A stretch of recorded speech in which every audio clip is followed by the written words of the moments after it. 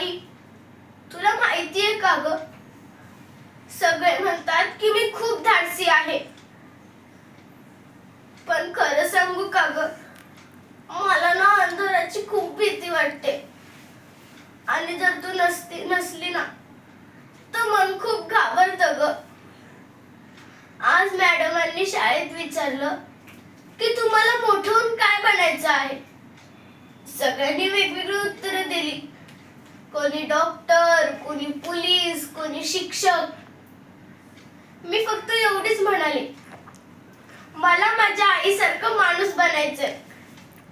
कारण तू मला शिकवलेस, हारलीस तरी पुन्हा उभं राहायचं, रडलीस तरी हसून पुढे जायचं, किती जरी अडचणी आल्या तरी माणुसकी काही सोडायची नाही. आज मी काय आहे ते फक्त तुझ्यामुळे. आई, धन्यवाद माझ्यावर विश्वास ठेवल्याबद्दल. आई, मी तुला वचन देते, एक दिवस मी असं काहीतरी करेन की तुला माझा अभिमान नक्कीच वाटेल.